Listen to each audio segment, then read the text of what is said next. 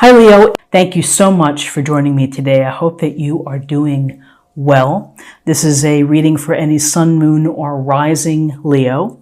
We will take a look at the cards. We'll get a sense of the awareness for the week, guidance, and possible outcomes. I'll also choose a few oracle cards for additional information. So let's go ahead and get started for the first week in September. Okay, so our awareness for the week, we're starting with the Queen of Pentacles. And so the Queen of Pentacles is one of the most resourceful queens that we have. A master of multitasking, a master of pulling it all together. All aspects of your life. Family, work, volunteer, taking care of other things relating to home. And so she uses her common sense, her groundedness, her general ease to work through life. And so one aspect of this queen is to provide lots of love and nurturing to those that she cares about. So this may be a week where you are providing support and love to your family, to your friends, to your partner, to your children, to your community. The Queen of Pentacles appreciates nature. So the awareness of the week may also be to spend time in nature for you to refresh, to reset, to clear your mind, to give your body a rest. But there's an appreciation here of nature. The other thing I would mention with the Queen of Pentacles is that there is a sense of comfort and abundance. You may want to do something to increase or to add to your level of comfort at home, at work. It could be something as simple as bringing in a pillow for your chair or something, or for the chair back.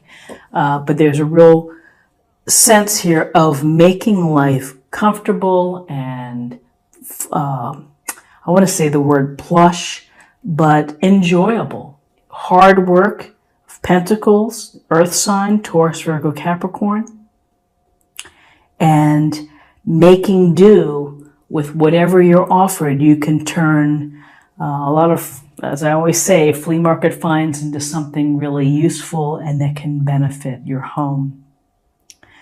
So, awareness of the week. Another awareness for the week is the Nine of Wands. The wounded warrior, looking off to a side, ready for whatever's going to come next. There's a sense here of accepting that you have to keep standing, that you have to keep at it. And that even though you may be tired, you may be weak or exhausted, that now's not the time to quit. Nines are very close to, the completion, to reaching your destination. And so with the Nine of Wands, the message is hang in there. By being able to hang in there, you're showing determination, lots of courage, some grit. Doesn't mean that things are easy. For some, this may be a sense where you have to protect yourself this week, where you will need to be mindful and smart and practical with a sense of protecting yourself. Now, whether that's relating to protecting yourself in terms of your relationships with others or in terms of your own energy levels, is to protect yourself. So now let's look at guidance. Okay, so we have the Ten of Swords. And the Ten of Swords, air sign, Gemini, Libra, Aquarius. You see the man here with the 10 swords in his back. There's a real sense that it really can't get any worse than this. This can go to feeling very, very stressed out, to being at your wit's end on a matter. Something is causing you pain. Something is causing you an upset. Something has happened that is really maybe could possibly set you back. It could be a setback on a project. It could be, that people are attacking you and that here you've had to protect yourself, and yet they're still coming for you and you may feel under attack. So the thing with the Ten of Swords is that with a minor arcana card, this is a temporary situation, one that you have to work through, one that you have to really close the book on this feeling and on this scenario, and look for the light here and try to get back to a more normal pace or a more normal place, doing things that can get you back in your routine, that can maybe refocus what you've had your mind on. Certainly not easy with the Ten of Swords, but there's only up from here. Here's the light that you're going to focus on and try to move towards. So here, the Queen of Pentacles, we have a sense of working, protecting, having a setback of some type, a hurt, a situation that is very hurtful. To guidance is maybe the way to deal with the hurtfulness is just to focus on your work. So here's the Eight of Pentacles, and we see the young man is hammering away, proudly displaying his work. For some, they may describe this as the grunt, as someone who's grunting it out. For others, it may be a skilled artisan or craftsman, someone who's very good with their hands or has a particular talent. So what you take away from this card is that it's detail-oriented, and the focus is there. They're not distracted. They're going to do a great job. They're going to get the job done. So in terms of guidance, it may be that in order to kind of mitigate this or move away from this feeling is that you might want to be focusing on your work, or perhaps focusing on a hobby, something that you enjoy doing and that it takes time to do. Like if you're knitting, it takes time. You just can't. It just takes time and effort and attention to detail to make a nice product. So this may help you navigate and deal with this Ten of Swords. Okay, so we have the King of Pentacles, another card of truly abundance and like almost excessive abundance for some. He's very focused on money, resources, time, energy, investments, how to increase what he has, how to maintain what he has, and not to lose track of it. He's also going to enjoy what he has. So this week with the Queen of Pentacles, the resourcefulness, the common sense, here is someone who's a master at being successful, of really almost like a King Midas, of getting lots of money through hard work and through skill and through a pragmatic approach. So perhaps possible outcome is, even though you have a little protection here and a little hurt and upset, is if you're focusing on what you do really well, then ultimately you're going to create more abundance, more security, building a firmer foundation for your lifestyle. So then we have the Four of Cups.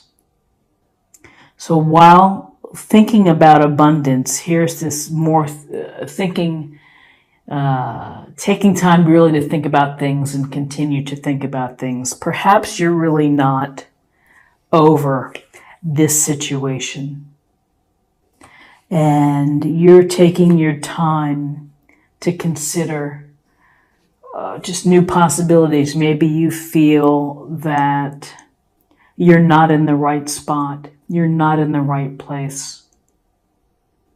So excuse me, whether you need solitude to think about things, that's cool.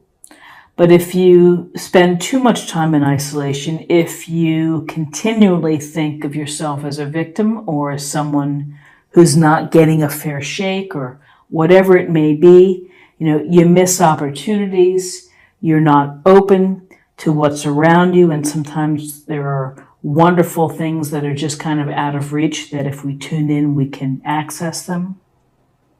So sense here that it's a matter of dealing with whatever's on your mind. You're going to have to deal with what's on your mind and then figure out a way to either move forward, end what's not making you happy,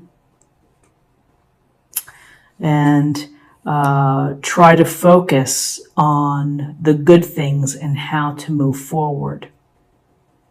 So it's a strong component here of thinking about resources, of money with the Queen of Pentacles, the King of Pentacles, the Eight of Pentacles, of your material, perhaps, position, and trying to maybe build more security, to increase more money, but it's certainly for the week something for you that you're thinking about. Let's get some more information from the Oracle cards.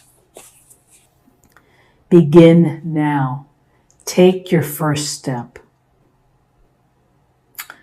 So this is about, excuse me, about being proactive and about being maybe fearless and taking a first step so that you are able to really take charge in your life and protecting your interests, your position, and taking the step away from situations that are not helping you and that are hurting you. That's up to you. That's up to you to take charge and to think about where you're stepping and then take that step. So now I'm going to choose a card for spirit or emotional self. Receive. You are a kind and loving soul who constantly reaches out and gives to others. But now it's time for you to learn how to graciously receive. Just as with the ebb and flow of the tides, the art of giving and receiving is the natural law and order of the universe. So when we think of the Queen of Pentacles, we think of someone who's always nurturing, very aware of how friends or family are feeling, reaching out. If you have been reaching out and helping others and putting others before yourself, it's time to put yourself first. It's time to be mindful of what you need. And finally, let's choose a card for love, and we'll see what we have in terms of love. Consider your foundation.